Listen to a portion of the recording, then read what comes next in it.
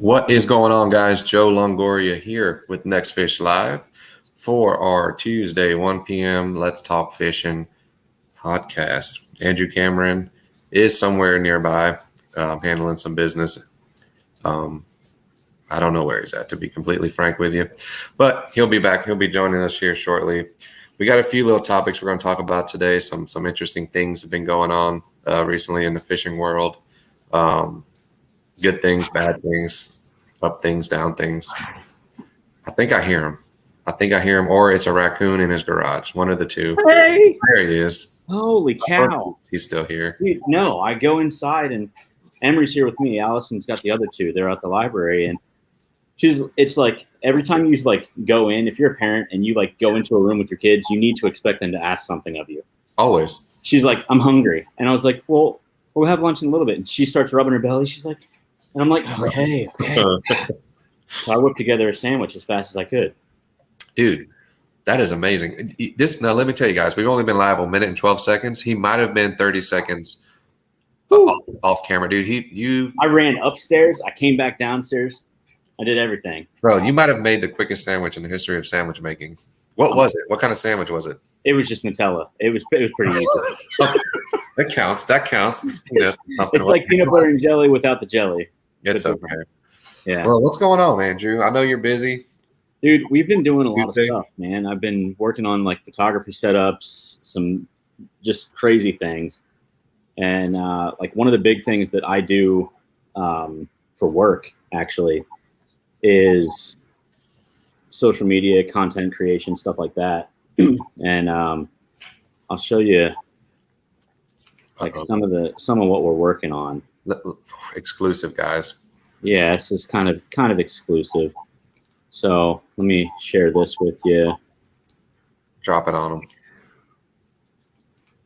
We did a little photo shoot yesterday. Oh. A little bit of bang on an RSB, just simple stuff like this. But this is all stuff that pro staffers and those guys out there representing brands need to be able to do and consciously, collectively, creatively put together. It's not hard, man. No, I'm not trying to brag or anything, but I essentially do everything off of my iPhone. You can. You really can, guys. Obviously, we're using different gear and stuff like that, but you absolutely can. The depth of field is not as important as the product placement. Right. And if you work your iPhone enough and study it, you can get some sort of depth of field or, your contrast and all that and your ISO. It's essentially a bootleg DSLR, but it works very well, guys. And even the Samsungs and the Galaxies and whatnot, they're just as good. And it doesn't take much, and these guys aren't expecting much, guys. Just give them something. No, and here's another example. I posted this to my Instagram yesterday. But this is exactly that doesn't take much. Dude, let me tell you, I did it right here on my table. I'm gonna say I know where this is at. Yeah, well, I got these cool backdrops, right? And it makes everything so much easier. And it's like cheating, but it's not, because it looks cool and it gives you a different idea. But you showcase the fishing lure. In this case, we've got the Shad Assassin rigged on a JA series jig head. I paired it with the Florida Fishing products reel on the Calusa Custom Rods setup, and I basically just tagged everybody, and everybody loves it, man. It promotes the product the best way possible.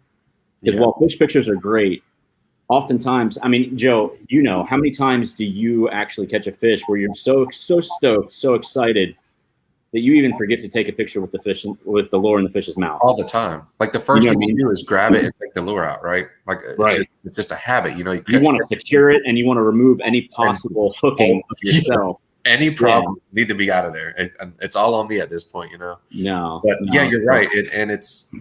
And how many times do you catch a fish on a lure and the lure slings off? Dude. All the time. All the time. I'll tell you what, I've had a lot less of that since I've moved to my drop shot rig. Oh no! Don't even show that. Tangle-free, weedless, no line twist. No, so the one we were using yesterday was this one, right? It's the Shad. Oh, Shad formula, and dude, it honestly smells like it smells good. It's almost got like a black licoricey. Yeah, like like crazy scent. And then we pulled out this monster, this thing. This smells so ridiculous. Like if you're not attracting, I was on the phone with David, and he told me that a mile away you can smell this from the factory. It's disgusting. A mile away. A mile. It's disgusting. Imagine that. So a mile with open air. Imagine how it travels in the water, dude. Dude, it's gotta fly. It's gotta just bring it. And if you know fish, they eat everything. It doesn't. You're so much more likely to get fish to come in, especially in stagnant times. And dude, that one's pretty freaking nasty, dude. I don't even want to open it. And the garlic is. I've opened it, and I don't want to open it again until I have to use it. The garlic will ruin your truck. It's totally ruined mine. Like, and it's just on the freaking worm. But like being the worm, like soaked into the worm, and it stays, bro. The good thing about that, like this one's the crawl and shad. So it's got that shad. It's got that nice little citrusy, not citrusy, like licoricey. Yeah. And then all of a sudden, boom! You're hitting the face with this crawl scent, and it's just like, whoa, what is that? And people, I love crawfish. I'm like tempted never to eat them again. It's bad. It's like that's something. That's what they really smell like before you purge them. I would assume, right? Like where, I don't even want to know the secret because it actually really does work. You purge your crawfish before you eat them? Yes. Do you? You just go straight in? Well, see, like I like blue crabs with the shell on and all the green stuff. And I know a lot of people like them shell off, like cleaned entirely. And I'm like, dude, you're killing the flavor. Dude, speaking of that, I just ate some soft shell crab at the Old Fish House Marina. I went over in the Cape Coral area. Visited Big Boys this weekend. Oh. Old Fish House. Have you been to Old Fish House Marina? No. Dude, definitely freaking go. Absolutely freaking amazing. Really good soft shell crab. And I like the little, like, whatever that stuff is in it. You know, so it's like a fat. It's just like a fat. I mean, they have no fat on the bottom. I don't know what it is. And it's green and it's delicious. I don't know what it is, dude. I mean, it's a taste. I think it's an acquired taste, but I've been eating seafood and stuff like that my whole life. So I like it. It tastes like the ocean is the best way I can describe it. I can see that. But it has, I don't know, dude. I just liked them. And they were really good, fresh blue crab, shell on it. It was just delicious. Great calamari too. Right. What else did they have? Crab cakes were amazing. Bro, we ate a little bit of everything. I want that. Shrimp. Yeah, dude. And there was giant freaking snapper right off the dock. So I know where I'm going to take my kayak and get some snapper too. You know what, Dave? Something cool about our setup here is we can actually block you. But we shouldn't. You better be nice. The people love Dave, man. They do love Dave. Deny that. Even if we wanted to. We just don't need to let him speak too much. Like, yeah. We need to control it. How do we do that? We have control. Impossible. He'll come in with like wearing a mustache, totally disguised. He came in hot. He came in with name and all today. Like he didn't do no sneaky back NextFish login or nothing. He came in hot. Mm-hmm. What's up, Carlos? How you been, bud? No, dude. Before we go into whatever topic we decide to talk about today, because it's just getting thrown at us right and left at this point, bro. Did you see that the Gulf was on fire? Dude, I shared it, and I was like, what? What the heck is that? No one's talking about this. Like, what's going on? No, dude, and there's like a hurricane, like, just chilling, or right now, chilling, whatever you want to call it. Is it happening right now? I haven't even looked at them. I don't know. I would hope they've gotten the fire under control by now, but I mean, I don't know how that works. Like, is the oil just floating to the surface and still burning? Yeah, what the heck is it? Like Godzilla shooting? Like, did the explosion happen underneath the water and it's coming up? We do, DJ. You know, that's a hard part of being in a show with David, because David just like tries to run everything. That's why we started this one, because we want to be taught. We want to be heard too. Yeah. Nah. Crappy fishermen matter. Right. I've got to get these. I've got TikToks that I got to show you. Oh, great. Get ready, Dave. Get ready. Put your notifications on silent, because you're going to get blown up here in a second. No. We're gonna bring them right here. We're gonna bring them right here. We're gonna put them live. Yeah, no, I've got a couple that I wanna share, because I was like, what? Like, what is that? I've got two serious topics that I have to talk about. Do you have anything to bring to the table today, or is it just me? So far, we've talked about me not being here on time, making fish sandwiches at record speeds. Are we going to talk about possibly one of the most talked about things right now? Which is? The tarpon. We can talk about tarpon. The tarpon? We can talk about whatever we want to talk about. Bro, let's talk about the tarpon. Fact, DJ, you can't get in a word with him. I think we should talk about. And you're lucky to get in a bite if there's food on the table. Yeah, yeah, gotta be fast. We are faster than Dave, so we're good. We can get it. Go eat your cornbread, bro. What do you think about the tarpon, bro? I know everybody knows what we're talking about, or they should by this point, because I can't open up any social media app without seeing the tarpon. Yeah, so it's tough. I've got a picture of a tarpon that I saw because of searching that, and I'm like amazed by this. Like, how is this not the world record? Because this tarpon could literally eat this person. And when I say literally, I'm not even joking. Let's bring that up first, and then we'll jump into what I want to jump into, because this is some legit stuff right here. Yeah, I want to talk about the tarpon because this is a different tarpon. This is not the tarpon. Look at the sheer size of this thing. Oh, like what is that? What? Dude, that's got to be well over 400. That one that they pulled in the boat was bigger than. I don't freaking think so, dude. I don't think so. That might be close to 500 pounds, right? I got 500, maybe 400. It's in the fours. It's in the 400s for sure. There's no way. I've got another picture of it. Do you know this guy? I can't even speak. No, I don't know this guy. We need to figure out who this guy is and get him on here to talk about it. Because look at this. Now look at this one. This one brings perspective into it. Look how tiny he is. And this is not a small man. Oh, even if he's get the whole fish. Even if he's my stature, like I'm 6 foot on the dot, 205 pounds right now. Like, dude, that's got to be 400 something, right?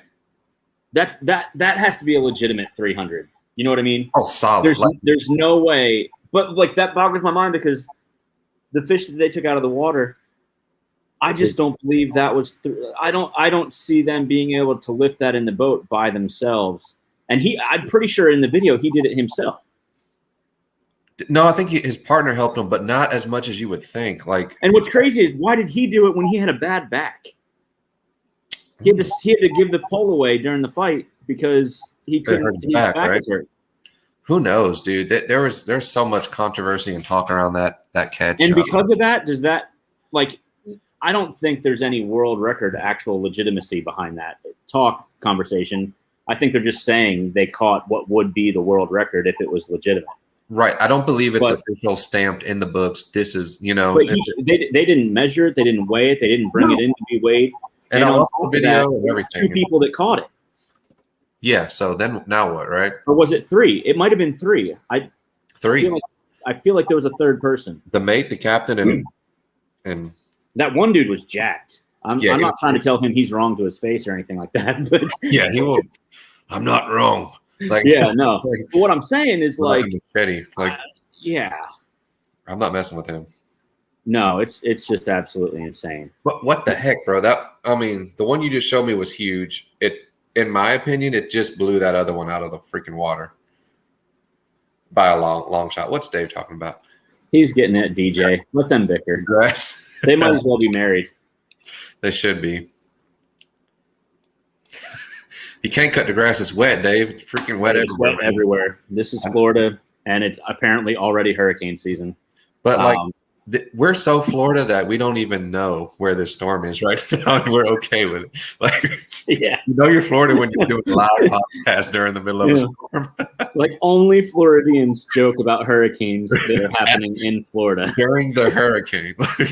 It's going on right now, apparently. I just hit my pond up actually for like an hour and caught a couple. But dude, I'm telling you right now, it makes the fish go crazy. Storms make fish go crazy. Oh, dude, absolutely insane. There was this little push off, like little ditch thing, and it was like water was flowing through there every freaking cast. Nothing giant, but they were like little footballs, man. They looked like a little smallmouth. They were so little tiny footballs. Little fed up little fed up guys, man. They're eating all the little minnows swirling through there. No, so Joe, I want to talk about casting. Casting. I've got a short video of this guy, and it specifically skipping. Oh, Do you skip? Yeah, I'm not the best. I mean, but I know which one you're talking about. Is this Braxton? I don't know who this is. And he did like a 10-mile skip. No, dude, are you prepared for this? I think we're talking about the same one, but hit me with I don't think this is Braxton. This guy is not of American descent by any means. Oh yeah, this guy.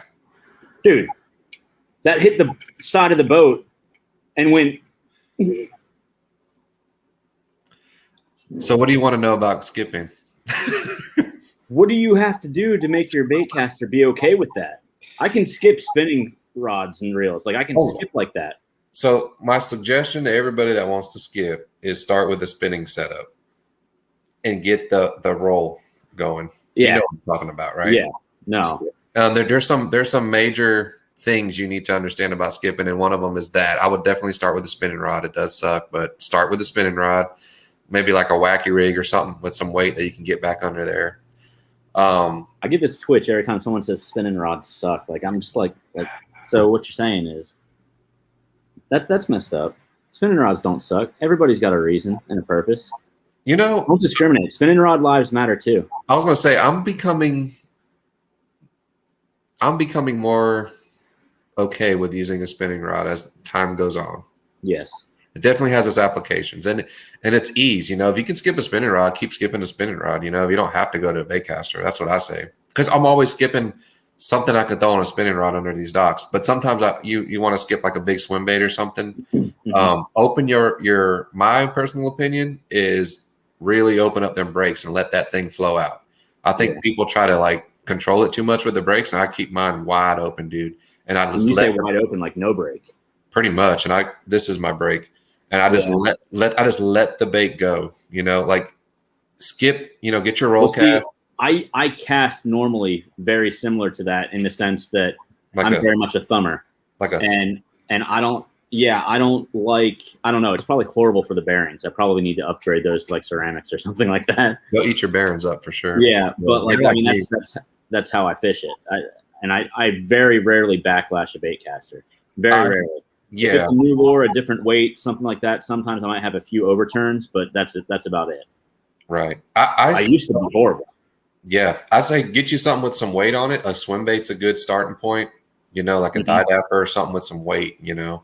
And you want flatter baits. You can't skip every bait, you know. And I would say this, I think the biggest mistake is people crank down their brakes too much trying to control it. Yeah. But yeah, because you don't want to backlash, right? But you know, just let that thing go. Let the weight of the lure pull that. Could you imagine that monstrosity? You backlash as it goes underneath the mangroves or underneath the dock. It gets hit, and you're like sitting here trying to finagle that. Yeah, and like you try to reel through it or something. Like, what do you do, right? Dude, you can't. No. Yeah, I'm not the best. I have a little cheating system with the DC reels I throw, you know, so I can adjust the brakes on there, and even those I keep wide open. Do they help? Abso-freaking-lutely. They help with lighter lures. They help with throwing into the wind. Okay. And that was the idea. I like to throw smaller lures than most people. Like if there's a smaller size of the lure, I'll go that way. Really? Yeah, I don't know. I don't know. I like it. And just like I said, like right now I'm throwing those Elite Shiners, a ton of them. The little swim baits. Yeah. I catch fish all the time on them. Big ones, 4 or 5 pounders.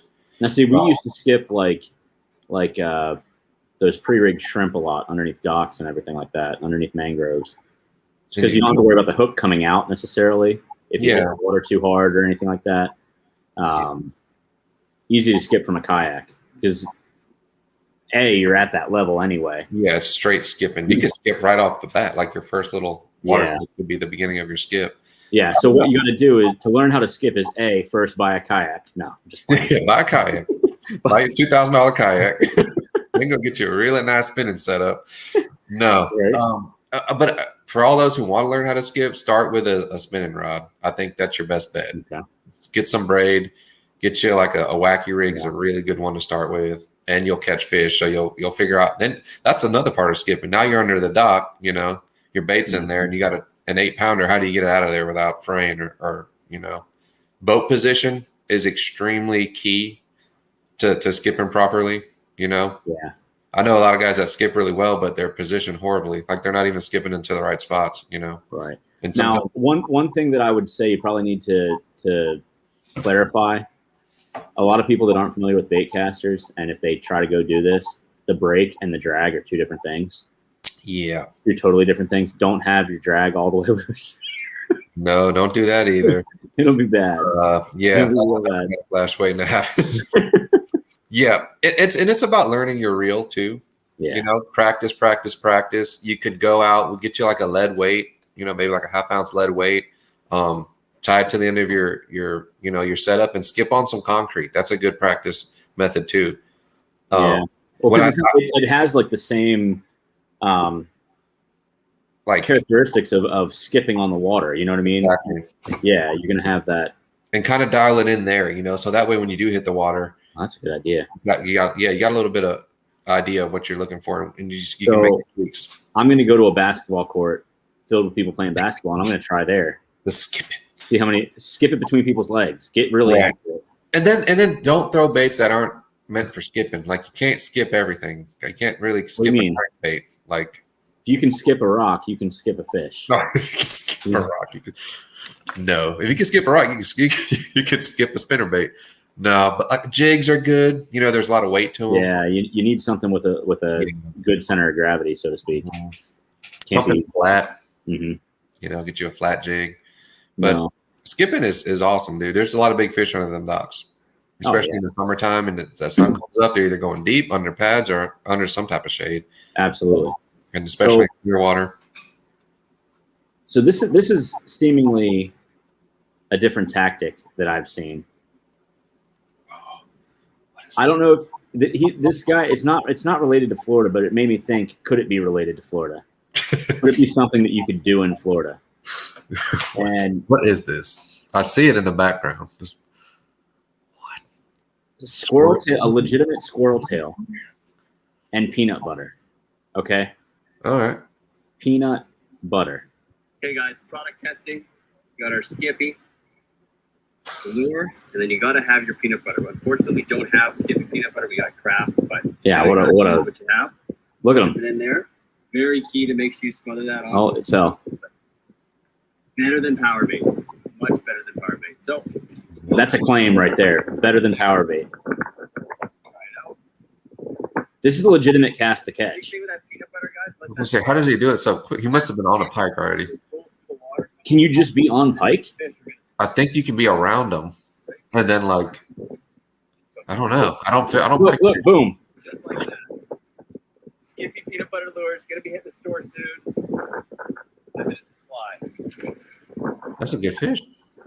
It's a decent pike. What? Oh, look how it's kind of conveniently hooked. I don't know, man. I don't know if what kind of witchcraftery was that? I can't say that was fake because like it never flickered or nothing. Wait a second. Okay, guys, product testing. Pay attention to the rod. Skippy. Okay. Lure. When he casts it. Dip it in there. Oh no, I don't see any other rods anywhere. There's one in the rod holder, but it stays right there. But like that's gonna stay there. Yeah. I thought maybe maybe they hooked it and then he. See how they leave frame with him? Yeah. What's that all about? There's the. That peanut butter, guys, let that fall. That scent is gonna go through the water column, and then those fish are gonna smell. No, he's like legit working it. But now look. No, it's still on it. That was a hook set. What? No, like what is this? Peanut butter lure is gonna be hitting the store soon. Limited supply.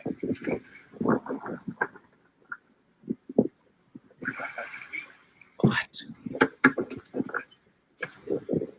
I don't know. And it is a good fish. Yeah. Looks like a Freedom Lure's head. It does. I was going to say that jig head looks familiar. But like stuff like that, like what? What do you mean? I don't know what. Could you do that? Like, okay, I'm over here with this. Could I use peanut butter? It's oily, right? We used to set crab traps, right? And So we also used to work in a restaurant, and this old timer told us use the trimmings from the prime rib. Okay. And I was like, okay. So we tried it, dude. Filled the crab traps. Really? Filled them, and it's because the oil from the fats just goes wild. Now, to this day, is that like what your preferred method of trapping crabs is? I haven't trapped them in years. I want some crabs. I freaking love crabs. I love crabs. I just No, I don't love crabs. I love to eat crabs. I will powerhouse through some blue crabs. Yeah, I will powerhouse through some blue crabs. But dude, what the heck? I'm mind blown. Musky or pike on freaking peanut butter. Well, pike are crazy, right? Like they eat like gopher. Musky, musky are a lot more like temperamental in the sense that they're like very specific. Like you have to agitate them enough. They'll just trail things. I think pike are a lot more aggressive. David, go home. Wait, you are home. Go to work. You got crabs. You got crabs, man. Dude, I bet that squirrel tail jig would work though. I bet I can get bit on that. So my grandfather, he passed away a long time ago, but my grandfather used to crappie fish, right? And what he would do is he would use the brown, black, and white squirrel tail fur and tie his own jigs, and crappie crushed them. Never tipped them with a minnow, never anything. What? Yeah. What is it about squirrel fur? Is I don't know. Fur oily that you're aware of, or is it what's going on? I don't know. What's up, JB? What's going on, JB? We're talking about catching fish on squirrel tails. You got to have peanut butter, apparently. Yeah. No, he used to just jig the pads, one pole jigging. And I went out fishing with him one time, and he was like, "I'm going to show you the ropes." I was like, "All right, old man. I'm like trashing him. I'm like, I'm going to destroy you." And way overconfident. And he gave me the front of the boat. He's like, "I'll give you the front of the boat. I'll take the back of the boat. You put me where you want me to be." I did it. I started jigging, caught a couple small ones, nothing big. Then the bite died. He's like, "Sucks, don't it?" And I turned around, dude. It was like literally drop after drop after drop because he had just tied on one of his squirrel tail jigs and just destroyed me. What? Yeah, and they were like slabs. I'm talking like 2+. But the squirrel fur specifically is what got it done. Yeah, so like I asked him, I was like, "Can we tie this with like just anything like black, brown, and white, faux fur or whatever you want to call it?"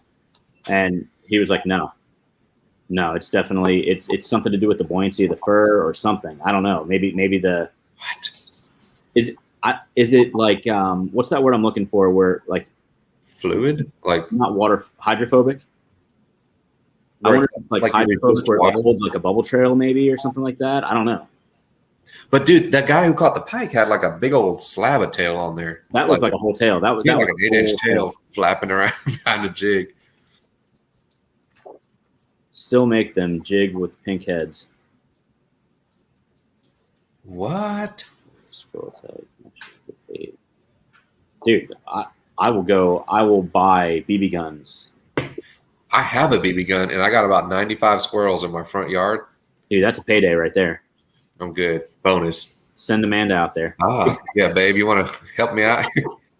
She comes in with like 25. I got him, babe. Yeah. It does repel water. See, I knew it was good for something. Dave, proud of you, buddy. Good job, Dave. Finally pulled through. Thank God. Yeah, sound like 1,000 before you make $5. A nickel a piece. Nickel a piece. That's like those guys that drink the beers and save them. Yeah. And save all the bottles in the cans. They've got them sorted. $20 a year. These are a dime. I used to crush cans and sell them when I was a little kid. That's how I buy my worms and stuff, man. Nice. Isn't that crazy? The good old days. You can't do that anymore, I don't think. No. So before we head off today, we've got a cool guest coming on tonight from Serenity Bait Co., Ryan Snyder. Dave knows him well.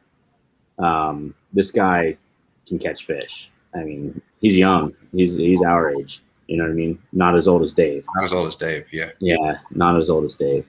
But I'm looking forward to talking about that.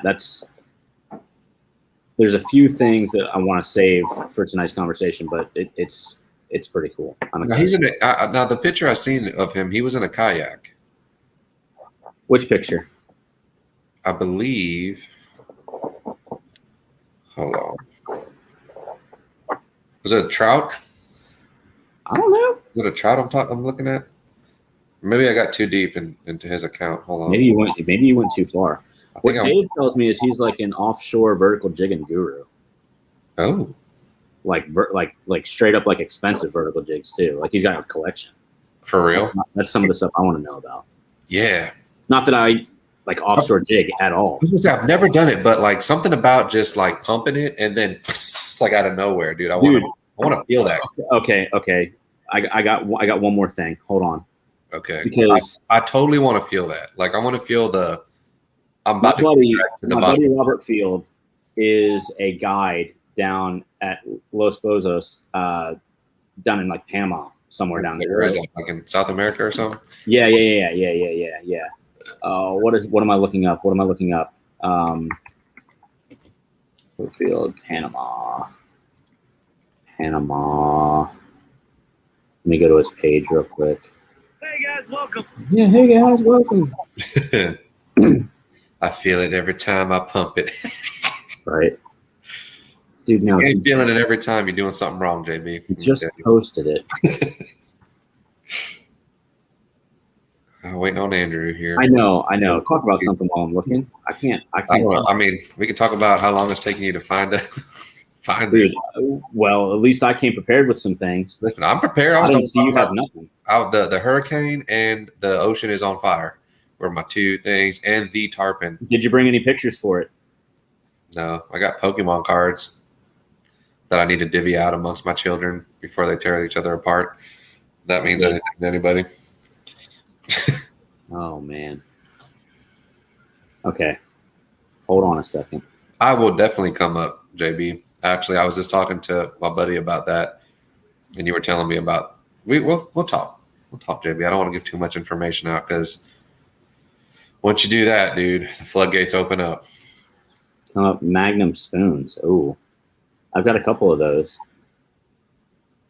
Do you now? Dave has some, but that's how he eats his chili. Okay. Listen, this is my buddy Robert. Let's see here. Let's start. Dogs playing. I gotta find the part where he hooks up. Hold on a second. Oh, is he fishing a kayak? What is he doing? No, he's in a panga. Oh, a little dinghy. But see, the thing is he's a guide, so he's got these people out there. Is he hooked up? Oh, gotcha. Okay. Oh. Okay. Okay. Dame mi caña. He's letting it drop, and then he's starting to vertical jig. He's just going crazy. Boom. Oh my gosh. Bowed up. Just like it's a huge rooster fish is what it ends up being. Is it really? Yeah. Bro, I want one. The fight goes on for a while. I want one so bad. Listen to it just peel it. I just like the fact that you're just like ripping that thing, and then you go to rib, and you're stuck. Yeah. Like it's just kind of like. Have you ever caught fish out deep on spoons at all? I've not done a lot of offshore fishing. I mean, on your new jig. That slow pitch, the glow. I'm sure it's pretty similar. I mean, I don't obviously don't work it that aggressive, but right. I mean, this fight was like a solid 4 to 5 minutes. Here we go. Oh, that is awesome, dude. I want one so freaking bad. On a dang vertical jig. That's insane. That is totally a bucket list fish for me, dude. I want a rooster fish so bad. Now that's a rooster fish on the jig, ladies and gents. That's crazy. Look at that thing. Everything bites it down, dude. Yeah. Vertical jig. Success. Dude. Freaking success. What's hilarious, watch him go to release this thing. Let me see here. Mercy. They're going to revive him for a few. Good. Right. All right. We think she's probably good. Best way to drop these guys. He's like the first fish. Like, nope, not today. That's crazy. But yeah, dude. No, that's a freaking jigging, man. I wanna do it. Me too. I want to be on it, man. I want to. Let's go vertical. Let's go vertical. Let's get vertical. Horizontal. Let's go vertical. Let's go vertical. And on that note, I am done. Yeah, I'm done too. Before we get too out of control here. Yeah. No, later guys. Tonight, 8:30. Don't miss it. Peace. Don't miss it. I'm ending this. Goodbye. Bye-bye.